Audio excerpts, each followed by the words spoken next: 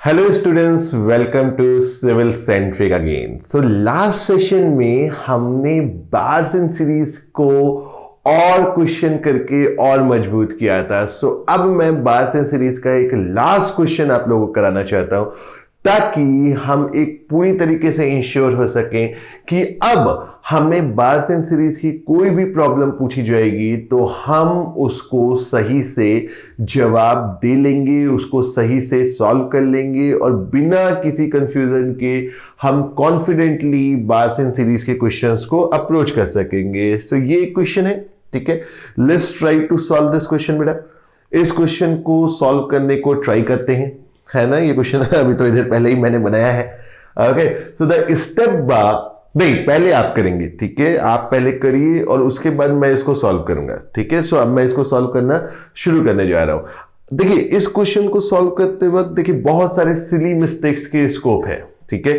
और जो हमारा फर्स्ट सेशन था, जो इनिशियल सेशंस थे, आपको इनिशियल सेशंस में मैंने कुछ कॉन्सेप्ट्स दिए थे और मैंने उस समय आपको कहा था कि ये कॉन्सेप्ट थ्रू आउट द सॉम यूज होते रहते हैं, ठीक है। तो इनिशियल क्लासेस के कॉन्सेप्ट्स को भी हमें यहाँ पे देखना है कि क्या हम कहीं उसको मिस तो नहीं कर गए। सो जब मैं इस क्वेश्चन को देखता हूं माय डियर, जब मैं इस क्वेश्चन को देखता हूं तो सबसे पहली बात मेरे दिमाग में आती है कि सर ये 100% बार्स एंड सीरीज का क्वेश्चन है। क्यों? एक तो लोड डिफरेंट पॉइंट्स पे दिख रहे हैं, ठीक है, एक ये इंडिकेशन होती है। दूसरी इंडिकेशन क्या होती है कि हमारा जो क्रॉस सेक्शनल एरिया है वो हमारा डिफरेंट होता है ऑफ डिफरेंट सेक्शंस। तो यहां पे A B B C and C D, ठीक है, 3 सेक्शंस पे हमें डिफरेंट एरियाज नजर आ रहे हैं। एक जगह पे ए बी पे 100 mm है, फिर 200 है, फिर 100 है, ठीक है। अब इस क्वेश्चन में क्या पूछा है कि the permissible stresses in A B B C C D are 150 and 150 megapascal respectively. मतलब हमें क्या दिया हुआ है?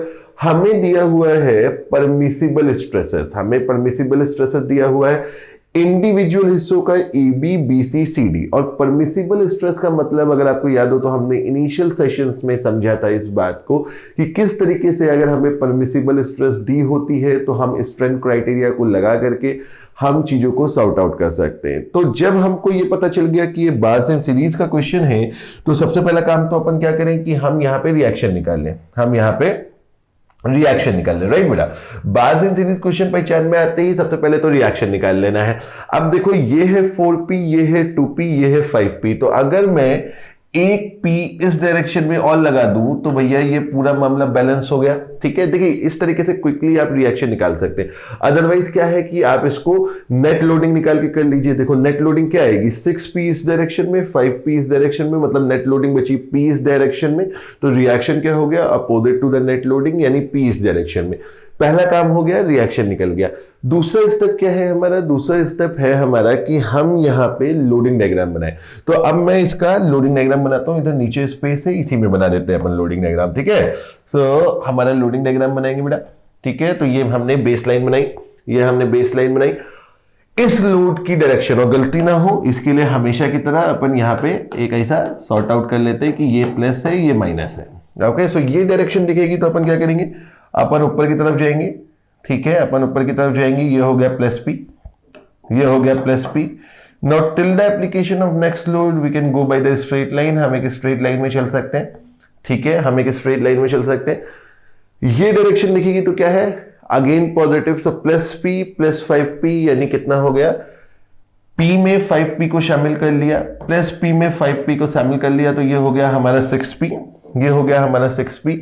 Till the application of next load हम एक स्ट्रेट लाइन में जाएंगे। Till the application of next load अपन एक स्ट्रेट लाइन में जाएंगे, ठीक है, अपन एक स्ट्रेट लाइन में जाएंगे। सो 6p में 4p, और ये 4p कौन सा है, निगेटिव वाला है। 4p कौन सा है, निगेटिव वाला है। तो प्लस 6p में माइनस 4p को शामिल किया तो कितना बचा, 2p बचा। कितना बचा, 2p बचा। Now till the application of next load अपन एक स्ट्रेट लाइन में जा सकते हैं, अपन एक स्ट्रेट लाइन में जा सकते हैं। तो प्लस 2p यहां पे आ गए। ये क्या है बेटा, ये है माइनस 2p, राइट। +2p में -2p शामिल हुआ तो कितना हो गया, 0 हो गया। सो हमेशा की तरीके से, हर प्रॉब्लम की तरीके से हमारा लोडिंग डायग्राम हमको फाइनल पॉइंट पे 0 पे जाकर के मिल गया। और क्योंकि ये फाइनल पॉइंट पे 0 पे जाके मिला तो हम ये भी कह सकते हैं कि हमारा लोडिंग डायग्राम हमने बिल्कुल सही बनाया हुआ है, क्योंकि अगर ये जाकर के 0 पे नहीं मिलता मतलब हमने कहीं ना कहीं कोई ना कोई बात को मिस कर दिया है। सो आई होप ये बात आप लोगों को समझ में आती है। ठीक है, ठीक है। अब जब हमने लोडिंग डायग्राम बना लिया तो हर इंडिविजुअल हिस्से का हमें लोड मिल गया कि हर इंडिविजुअल हिस्से में हमारे पास कितना लोड है और हर इंडिविजुअल हिस्से की परमिसिबल स्ट्रेस आपको दी हुई है। सो अगर आपको इनिशियल सेशंस याद हैं, अगर आपने अच्छे से रिविजन्स किए हैं, अच्छे से चीजों को समझा है, तो भाई जब हमें परमिसिबल स्ट्रेस दी होती है तो हम स्ट्रेंथ क्राइटेरिया को लगा करके डिजाइन करते हैं। हम स्ट्रेंथ क्राइटेरिया को लगा करके डिजाइन करते हैं। तो अगर मैं ए बी पोर्शन की बात करूं, let's talk about A B, तो ए बी पोर्शन में हमें परमिसिबल स्ट्रेस दी हुई है। क्या मायने हैं इस बात के कि भैया अगर हमारे ए बी हिस्से को फेल नहीं होना है, इसको सेफ कंडीशन में रहना है, तो sigma induce in A B is less than equal to sigma permissible of A B, right. कुछ देखा बात है, कुछ याद आता है, किसी बॉडी में आने वाली स्ट्रेस उसकी परमिसिबल स्ट्रेस से ज्यादा नहीं होनी चाहिए, उसकी परमिसिबल स्ट्रेस से कम या उसके बराबर होनी चाहिए, राइट बेटा।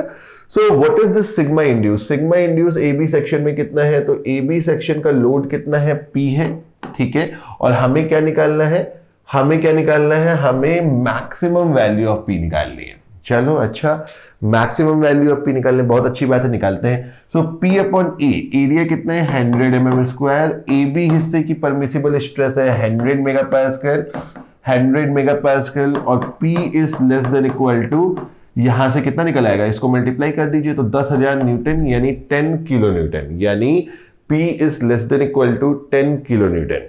ओके, अब बेटा एक बात जरा सुनिएगा, मैं आपसे from the very first session ये कहते आया कि आपको सॉम में इक्वेशन को पढ़ना सीखना है। इक्वेशन क्या बोलता है, इक्वेशन क्या कहना चाहता है, ये सुनना है, ठीक है।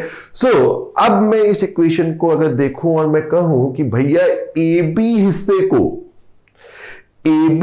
को अगर सेफ रहना है, ए बी हिस्से को आपको ये इंश्योर करना है कि ए बी हिस्सा हमारा फेल नहीं होगा, तो आपको ए बी हिस्से के लिए P को 10 या 10 से कम रखना है, ठीक है।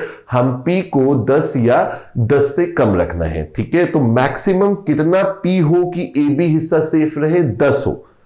सो क्या हम 10 किलो न्यूटन अभी आंसर दे सकते हैं? हम अभी आंसर नहीं दे सकते, क्योंकि अभी तो हमने केवल ए बी को सेफ किया।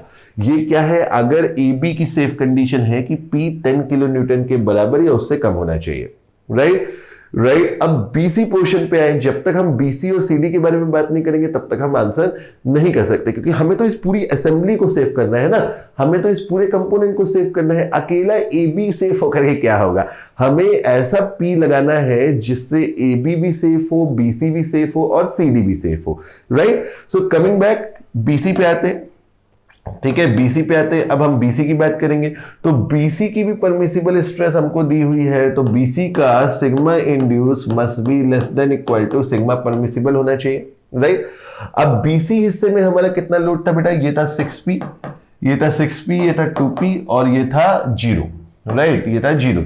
सो बीसी हिस्से में हमारा सिग्मा इंड्यूस कितना हुआ, 6P अपॉन बीसी हिस्से का एरिया क्या है 200 mm स्क्वायर, और बीसी हिस्से का सिग्मा परमिसिबल अपने को कितना दिया हुआ है, 50 दिया हुआ है, अपने को 50 दिया हुआ है। तो ये कितना हो रहा है बेटा, ये कितना हो रहा है, यहां से P हमारा हो रहा है 5 to 10/6 यानी 1.6667। आप एक बार क्रॉस चेक करके देख सकते हो, ठीक है।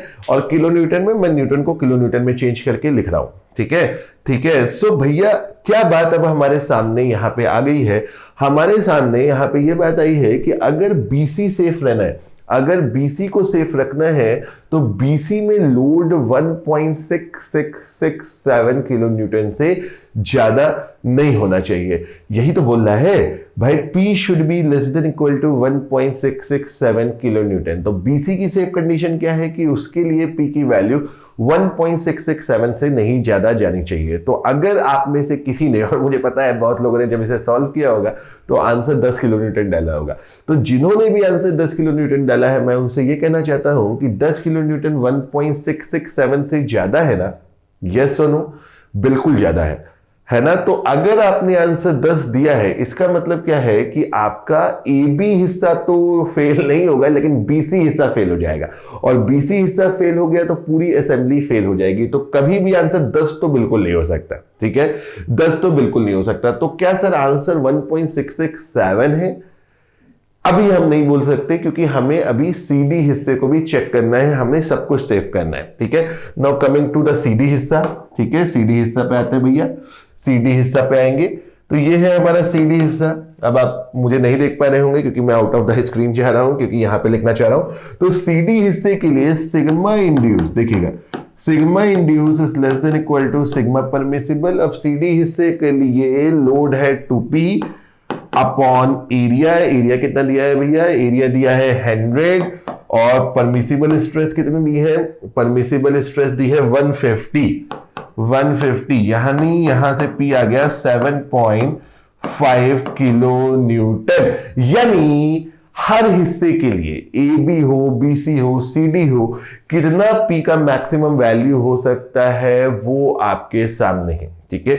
और इस बात को अगर आप पूरी तरह समझे, मैं हमेशा कहता हूं कि मैथमेटिक्स को सुनना शुरू करिए, सॉल्व में आपको चीजें अपने आप ही बहुत ज्यादा क्लियर हो जाएंगी। तो अगर AB हिस्से की बात करूं तो AB हिस्से में अगर लोड 10, अगर P की वैल्यू 10 किलो न्यूटन है तो बताओ AB हिस्सा तो सेफ है, लेकिन BC फेल हो रहा है और CD भी फेल हो रहा है, ठीक है? अगर P की वैल्यू 7.5 किलो न्यूटन है तो AB हिस्सा तो सेफ है, क्योंकि AB तो 10 तक झेल सकता है ना, और P 7.5 है, तो AB तो सेफ है, लेकिन BC फेल हो रहा है, क्योंकि BC में 1.667 किलो न्यूटन से ज्यादा आया तो BC हिस्सा फेल हो जाएगा।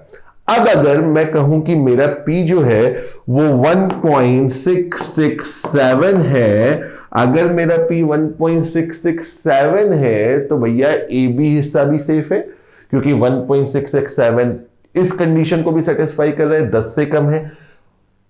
CD हिस्सा भी सेफ है, क्योंकि 1.667 7.5 किलो न्यूटन से भी कम है, तो CD भी सेफ हुआ, और BC तो सेफ है ही है 1.667 किलो न्यूटन लोड के लिए। यहां पे लोग कंफ्यूज क्या होते हैं, और ये बात हमने पहले भी की थी। देखो क्या बोला, maximum value of P, maximum value of P। तो आपने 3 कंडीशन से 3 वैल्यू ऑफ P निकाली है, और आप ध्यान दे तो हमने मिनिमम वाला आंसर दिया है, ठीक है? तो कई बार हमारे कॉन्सेप्ट्स क्लियर नहीं होते, इनइक्वालिटी को यूज नहीं करते और गलत आंसर दे देते हैं। मुझे लगता है कि आपको एक पुराना सेशन भी याद आ रहा होगा जहां पे हमने स्ट्रेंथ क्राइटेरिया और रिजिडिटी क्राइटेरिया की बात करते हुए इस प्रकार के 2 क्वेश्चन किए थे, और हमने एक क्वेश्चन में मैक्सिमम लोड निकालने की बात की थी। तो आई होप बेटा कि ये बात आप लोगों को क्लियर होती है, ये बात आप लोगों को क्लियर होती है। इज इट फाइन बेटा? Is it fine? और this was the question number 45। ये हमारा 45th क्वेश्चन था of this series of strength of material. So I hope कि ये तो एक कंबाइंड कॉन्सेप्ट का, और ये एक बहुत इंपॉर्टेंट क्वेश्चन भी मैं कहूंगा। क्यों एक बहुत इंपॉर्टेंट क्वेश्चन कहूंगा? क्योंकि बेटा देखो, अभी जैसे हमने जो लास्ट सेशंस में क्वेश्चन किए थे, क्या क्वेश्चन किया था? जैसे हमने ये क्वेश्चन किया था, ये तो एक अच्छा क्वेश्चन था, लेकिन जैसे ऐसे क्वेश्चंस है, जैसे ये जो हमारे क्वेश्चंस है, बेटा, तो इन क्वेश्चंस को अगर एग्जाम में आते हैं तो ऑलमोस्ट जितने लोग भी स्टूडेंट्स तैयारी कर रहे हैं वो इस प्रॉब्लम को तो सॉल्व कर लेंगे, क्योंकि उन्हें पता है चलो बार्सन सीरीज का प्रॉब्लम है, ऐसा ऐसा करना है। लेकिन ये जो प्रॉब्लम अभी हमने देखा, ये हर स्टूडेंट सॉल्व नहीं कर पाएगा। जिसके कॉन्सेप्ट थोड़े से भी कच्चे रह गए वो इस क्वेश्चन को सॉल्व नहीं कर पाएगा। और बेटा रैंक लाने के लिए, रैंक की तरफ हम कब बढ़ते हैं? जब आप ऐसे क्वेश्चन सॉल्व करने के काबिल हो जाएंगे जो बहुत सारे पब्लिक नहीं कर पाएगा, तब समझ लीजिए आप रैंक की तरफ बढ़ रहे हैं। क्योंकि रैंक लाने के लिए किसी का तो कोई सवाल गलत होना ही पड़ेगा ना। अगर सबके सवाल सही हो रहे हैं तो आपकी रैंक कैसे आएगी? Getting my point? यही डिफरेंस क्रिएट करना है, राइट? यही डिफरेंस हमको क्रिएट करने की कोशिश करनी है। तो चलिए आगे बढ़ते हैं। तो आई होप कि बार्सन सीरीज में हमें कहीं कोई डिफिकल्टी नहीं है, हम पूरी तरीके से बार्सिन सीरीज में, तो ये प्रॉब्लम तो अपन खैर ऑलरेडी सॉल्व कर चुके हैं, ठीक है, ये तो हमारी ऑलरेडी सॉल्व है ना, ठीक है ना, लास्ट सेशंस में हम लोगों ने कर लिया था। ओके चलो सो यहां तक की बात, आई एम होपिंग कि बार्सिन सीरीज में अब जो भी प्रॉब्लम्स आपको देखने को मिलेगी आप उसको इस प्रकार से डील कर लोगे, ठीक है। सो अब बात करते हैं बेटा नेक्स्ट टॉपिक की, जो कि एक नेक्स्ट टॉपिक क्या बोलूं, बार्सिन सीरीज का ही एक्सटेंशन है, ठीक है, एक्सटेंशन है, उसी की ही एक तरीके से एप्लीकेशन है। सो अब अपन हेडिंग लिखेंगे elongation of tapered bar, elongation of tapered bar।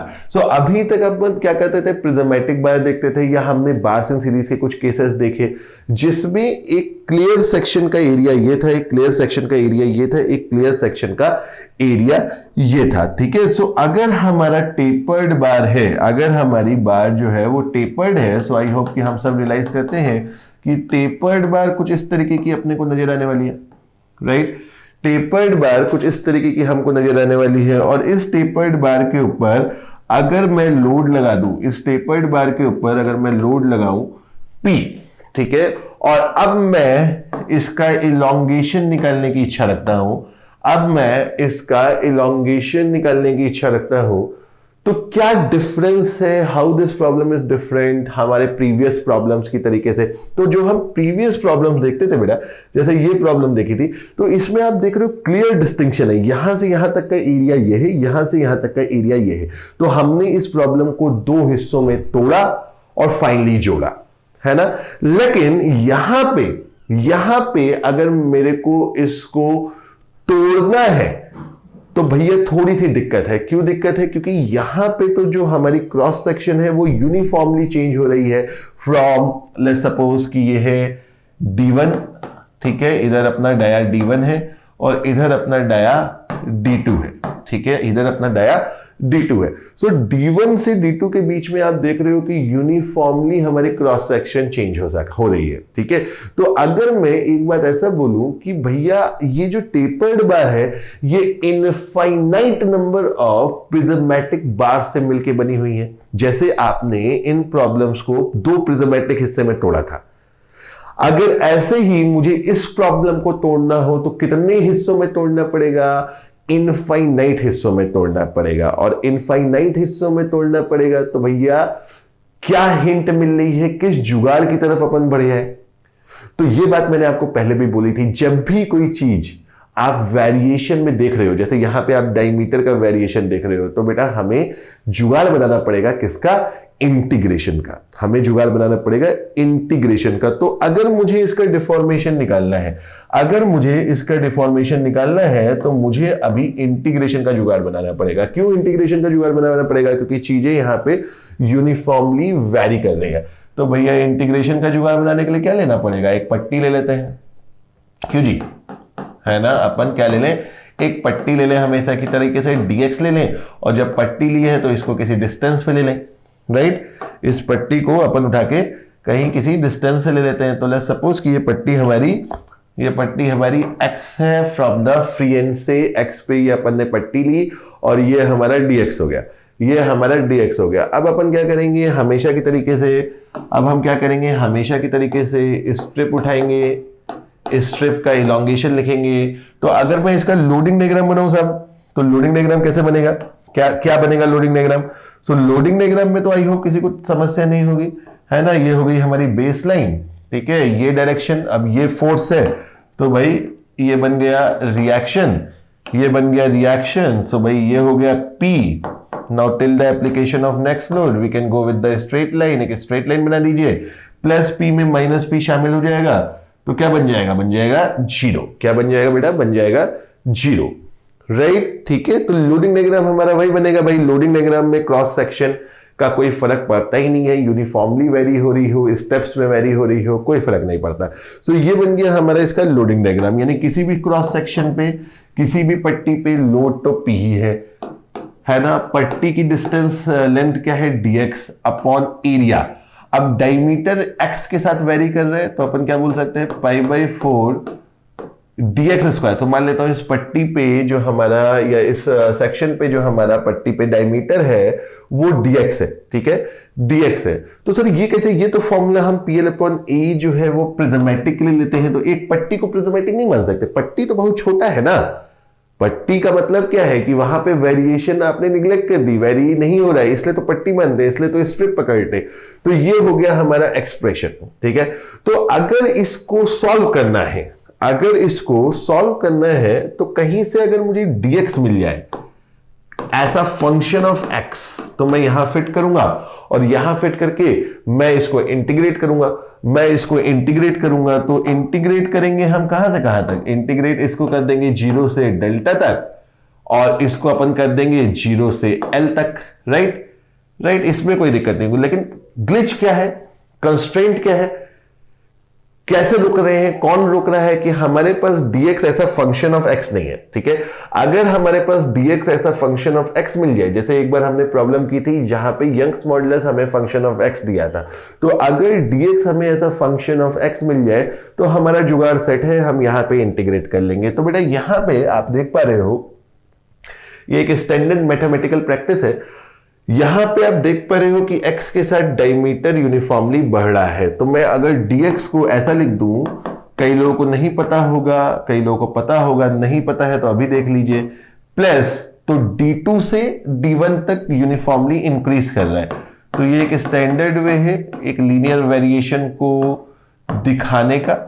Yes और नो बेटा, यस और नो। सो d1 minus d2 upon l into x, तो ये एक हमारा स्टैंडर्ड लीनियर फंक्शन है, स्टैंडर्ड लीनियर वेरिएशन को रिप्रेजेंट करने वाला फंक्शन है। तो अगर ये डायमीटर d2 से इंक्रीज होकर के d1 लीनियरली जा रहा है तो हम dx को, यानी किसी x पे इन टर्म्स ऑफ x इस वेरिएशन को कुछ इस प्रकार से लिख सकते हैं। नाउ आप इस इक्वेशन को इस फर्स्ट इंटीग्रेशन वाले इक्वेशन में ले जाकर के वापस रख दीजिए और इसको इंटीग्रेट कर लीजिए, ठीक है, इसको इंटीग्रेट कर लीजिए। तो सर हम इंटीग्रेट करेंगे इसको, तो इंटीग्रेशन थोड़ा बड़ा लग रहा है, तो सर मैं क्या कर सकता हूं, इससे बड़ा लग रहा है, करना तो पड़ेगा ही, तो आप कर लीजिएगा, मैं नहीं करूंगा, मैं इसका एक आसान जुगाड़ करूंगा। ये बताइए, अगर हमारी बार क्या होती है, प्रिज्मेटिक होती है, अगर हमारी बार प्रिज्मेटिक होती है, ठीक है, अगर हमारी बार प्रिज्मेटिक होती है जिसकी लेंथ l है, जिस पे लोड p लग रहा है, और अगर हमारी बार जो है वो टेपर्ड होती है, जैसे अभी हमने देखा, अगर हमारी बार मान लीजिए टेपर्ड है, अगर हमारी बार मान लीजिए कि टेपर्ड है जिसका डायमीटर d1 से d2 तक वेरी कर रहा है, d1 से d2 तक वेरी कर रहा है और सेम लोड p अपन यहां पे लगा रहे हैं और इसकी लेंथ भी l है, इसकी लेंथ भी l है। तो ये केस तो आपको बहुत आसान लगता है ना। इस केस के लिए आप डिफॉर्मेशन निकालते हो PL अपॉन AE, तो π/4 d स्क्वायरी, π/4 d स्क्वायरी, राइट बेटा, है ना, सबको पता है, बहुत बार किया हुआ है। और इसके लिए तो इसको अपन ऐसा बोल सकते हैं क्या, इलोंगेशन ऑफ प्रिज्मेटिक बार, क्योंकि ये प्रिज्मेटिक बार है, ये प्रिज्मेटिक बार है, राइट, प्रिज्मेटिक बार है ना। और ये क्या है बेटा, ये है हमारी टेपर्ड बार, राइट, ये है हमारी टेपर्ड बार। तो इसको अपन बोल देते हैं इलोंगेशन ऑफ टेपर्ड बार। तो निकलेगा कैसे, निकलेगा, इसको यहां फिट करिए, इंटीग्रेशन करिए और निकाल दीजिए। तरीका भी बता दिया, लेकिन जब हम निकालेंगे तो ये याद करने में मुझे लगता है बहुत आसान है। तो एग्जाम में इतना बड़ा इंटीग्रेशन कहां करते बैठेंगे, तो ये सिंपल सा फॉर्मूला याद रख लीजिए, बाकी चीजें सेम है। यहां d स्क्वायर है, यहां d1 d2 है, π/4 d स्क्वायर की जगह क्या आ गया, d1 d2 आ गया, ठीक है। बहुत सिंपल फॉर्मूला है जो अपन याद रख सकते हैं, ठीक है, याद रख सकते हैं। सो आप चाहे तो याद कर लीजिए और मैंने आपको तरीका भी बता दिया, चाहे तो आप इंटीग्रेट करके निकाल लीजिए, ठीक है, आपकी इच्छा, ठीक है, जैसी आपकी चाहत हो। अब स्ट्रेस की बात कर लेते हैं। तो यहां पे स्ट्रेस जो होती है, यहां पे तो थ्रू आउट कांस्टेंट है, क्योंकि एरिया कांस्टेंट है, लोड कांस्टेंट है, तो यहां तो स्ट्रेस P/A है। लेकिन यहां पे लोड तो थ्रू आउट कांस्टेंट है, लोड थ्रू आउट कांस्टेंट है, क्योंकि लोडिंग डायग्राम तो ये है और इसका लोडिंग डायग्राम भी यही बनने वाला है, क्योंकि लोडिंग डायग्राम में तो क्रॉस सेक्शनल चेंजेस या एरिया वगैरह का कोई फर्क ही नहीं है, है ना। तो लोड तो थ्रू आउट यहां भी सेम है, लेकिन क्या स्ट्रेस हर जगह सेम होगी? सो डेफिनेटली सर स्ट्रेस हर जगह यहां पे सेम नहीं हो सकती। क्यों नहीं हो सकती? क्योंकि स्ट्रेस एरिया पे भी डिपेंड करती है। तो स्ट्रेस एरिया पे भी डिपेंड करती है, मतलब क्या है? स्ट्रेस एरिया पे भी डिपेंड करती है, मतलब क्या है कि यहां पे हमारे को एक मैक्सिमम स्ट्रेस होगा। मैक्सिमम स्ट्रेस क्या है? P upon minimum area. तो मिनिमम एरिया कहां है? मिनिमम एरिया क्या है भाई? स्ट्रेस होती है फोर्स अपॉन एरिया। तो स्ट्रेस मैक्सिमम कहां पे होगी? अगर through out the force constant है तो स्ट्रेस हमारी मैक्सिमम होगी जहां पे एरिया हमारा मिनिमम है, राइट। और स्ट्रेस हमारी मिनिमम कहां होगी? जहां पे एरिया हमारा मैक्सिमम है। तो एरिया कहां मैक्सिमम है जी?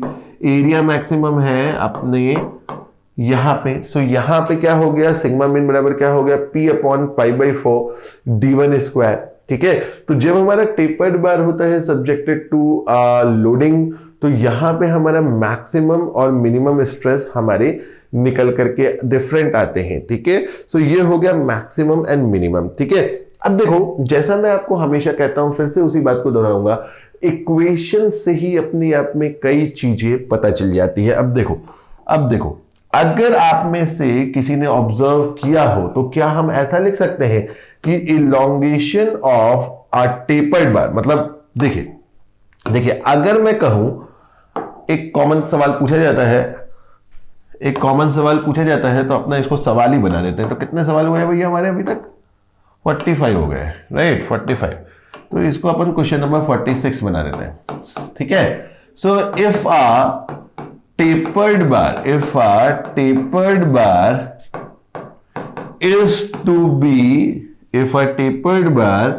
is to be replaced by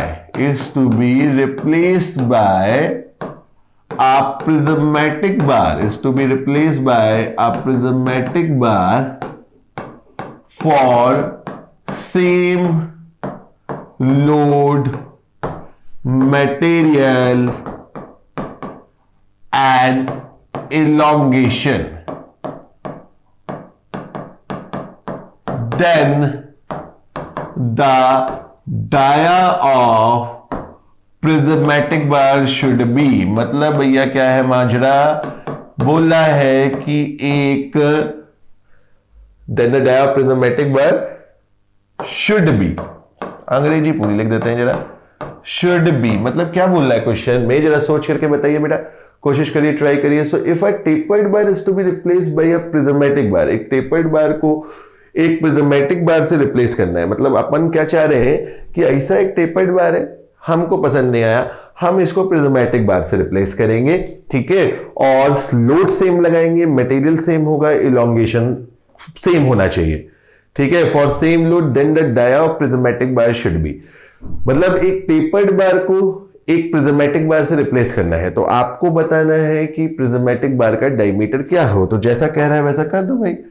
कह रहा है इलोंगेशन शुड बी सेम, तो इलोंगेशन शुड बी सेम मतलब डेल्टा ऑफ टेपर्ड बार मतलब डेल्टा ऑफ प्रिज्मेटिक बार, है ना। आई होप आपने ऑलरेडी इसको आंसर कर लिया होगा, सॉल्व कर लिया होगा। तो अब मैं सॉल्व कर रहा हूं।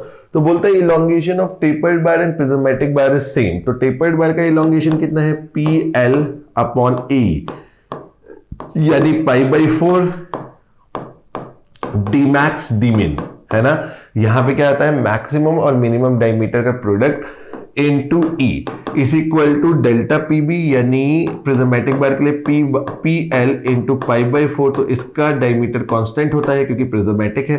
तो यहां से आप क्या ऑब्जर्व कर सकते हैं? यहां से अपन ऑब्जर्व कर सकते हैं कि ये सारा माजरा तो खत्म हो गया भाई। इसको काटो, इसको भी काटो, इसको भी काटो, राइट। तो जो कट रहा है उसको काट दीजिए, जो कट रहा है उसको अगर हम काट दें तो यहां से D हमारा कितना निकल के आ रहा है? Root over D max and D min, root over D max and D min. और इसी बात को अंग्रेजी में अपन क्या कहते हैं? Geometric mean, right. मैथमेटिक्स में इसी को ज्योमेट्रिक मीन कहा जा सकता है। तो क्या ज्ञान मिल गया हमको? एक थ्योरेटिकल क्वेश्चन का जुगाड़ और हो गया। क्या थ्योरेटिकल क्वेश्चन का जुगाड़ है भाई? कि if a tapered bar is to be replaced by, अगर एक टेपर्ड बार हमें रिप्लेस करनी है by a prismatic bar. If a tapered bar is to be replaced by a prismatic bar, then the dia of prismatic bar should be the geometric mean of maximum and minimum diameter of the tapered bar. So I hope कि ये बात भी आप लोगों को समझ में आ गई होगी. तो इस तरीके से प्रिज्मेटिक बार और टेपर्ड बार के डिफॉर्मेशंस को हम रिलेट कर सकते हैं. So let's solve one question. बेटा एक क्वेश्चन सॉल्व करते हैं. तो इस क्वेश्चन में थोड़ा सा एरर है. ये लोड बेटा, इसको, इस फिगर को आप छोड़ दीजिए, इस फिगर को छोड़ दीजिए, मैं बनाता हूं figure. Okay, I'll make the figure. So guys, this is the load P. यहां पे जो डाया है वो D है और यहां पे जो डाया है वो 2D है. यहां पे जो डाया है वो 2D है. ओके, सो अब आपने इस क्वेश्चन को सॉल्व करना है and this is your question number. कितना हो गया था भाई पीछे? 47. सो ये हो गया हमारा 47वां क्वेश्चन. अर्धशतक पे पहुंचने वाले हैं बहुत जल्द. ठीक है, चलिए. Elongation of tapered bar is calculate. तो आप पहले सॉल्व कर लीजिए, फिर मैं करता हूं. ठीक है, पॉज कर दीजिए वीडियो, है ना.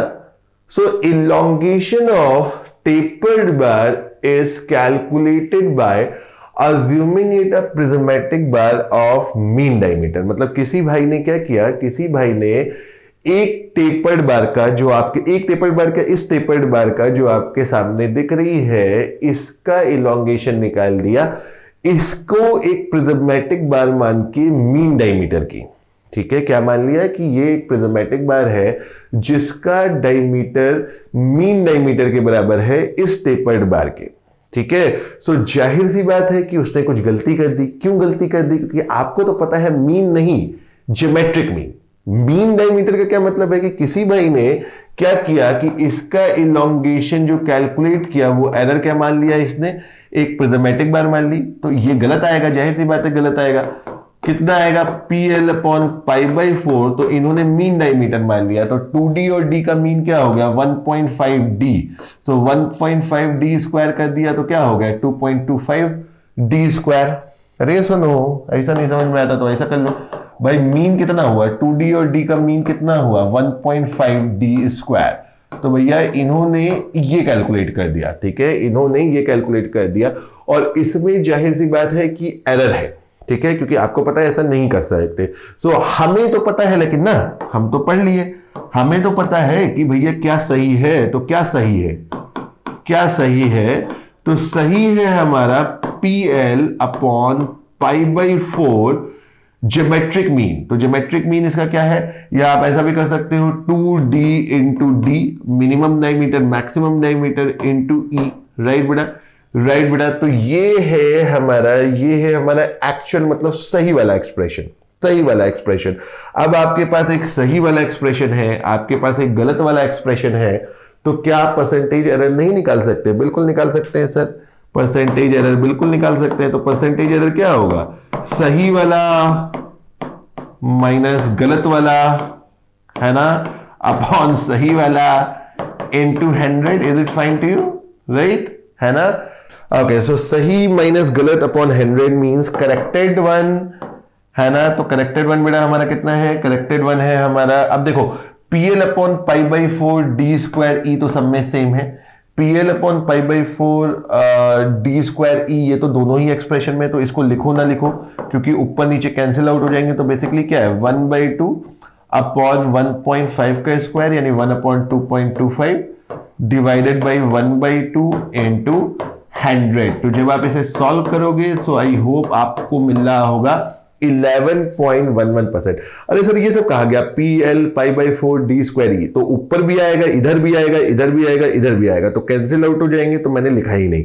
सो फाइनली इसका आंसर क्या आ रहा है? 11.11%. ये इसका एग्जैक्ट आंसर है. तो सर इसमें कौन सा ऑप्शन सही हुआ?